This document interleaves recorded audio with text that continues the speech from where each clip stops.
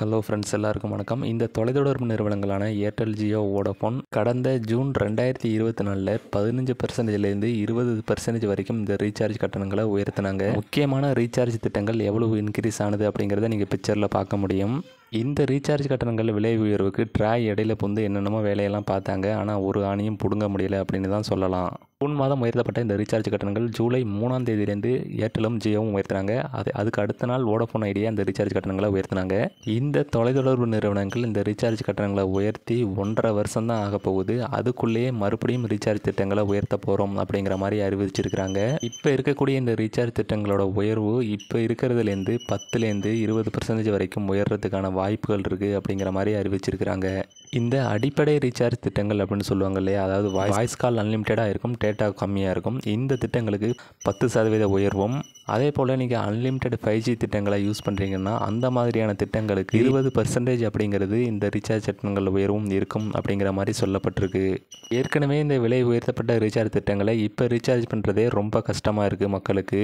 அப்படி இருக்கிற இந்த சிச்சுவேஷனில் டிசம்பர் மாத தொடக்கத்திலேருந்து இந்த ரீசார்ஜ் கட்டணங்களோட உயர்வு வரக்கூடும் அப்படிங்கிற மாதிரி சொல்லப்பட்டிருக்கு. இப்போ இருக்கக்கூடிய இந்த ரீசார்ஜ் திட்டங்களோட கட்டணங்களை நாங்கள் உயர்த்துறதுக்கு இதுதான் காரணம் அப்படிங்கிற மாதிரி ஒரு காரணத்தை சொல்லியிருக்கிறாங்க. அந்த காரணத்தை கேட்கும்போது தாங்க காமெடியாக இருக்குது. இந்த 5G சேவைகள்லாம் கொடுக்குறாங்க இல்லையா, இந்த 5G சேவையை கொடுக்கறதுக்கான இந்த பராமரிப்பு செலவுங்கிறது அதிகமாக இருக்குது. அந்த ஒரு காரணத்துக்காக தான் நாங்கள் இந்த ரீசார்ஜ் திட்டங்களோட கட்டணங்களை உயர்த்துறோம் அப்படிங்கிற மாதிரி சொல்லியிருக்கிறாங்க. தொலைத்தொடர்பு நிறுவனங்கள் அவங்களோட ரீசார்ஜ் திட்டங்களுக்கான இந்த கட்டணங்களை உயர்த்திக்கிட்டே இருக்கிறாங்க. ஆனால் இந்த ட்ராய் இந்த மாதிரியான விஷயங்களை எல்லாம் கவனிக்கிறாங்களா என்னன்னு தான் தெரியல.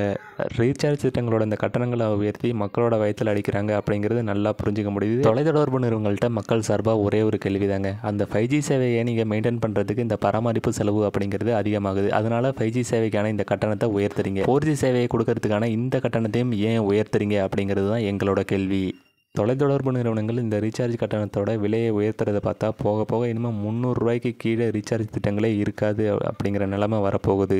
இந்த ரீசார்ஜ் திட்டங்களோட விலையை உயர்த்துறது மக்கள்கிட்டேருந்து பணத்தை கொள்ளையடிக்கிற மாதிரி தான் இருக்குது. ரீசார்ஜ் திட்டங்களோட விலையை உயர்த்துறதை இந்த ட்ராய் கண்டுக்கிறாங்களா இல்லையா அப்படின்னு தான் தெரியல. ஒருவேளை அவங்க கவனித்தாலும் அதை பற்றி ஏதாவது ஒன்று சொல்லிட்டு கடைசி வரைக்கும் சைலண்டாக தான் இருக்கிறாங்க. எதிர்வரும் காலங்களில் இந்த ரீசார்ஜ் திட்டங்களை எல்லாம் பார்க்கும்போது இனிமேல் ரீசார்ஜ் பண்ணுறது ரொம்ப கஷ்டமான ஒரு விஷயமாக தான் இருக்க போகுது.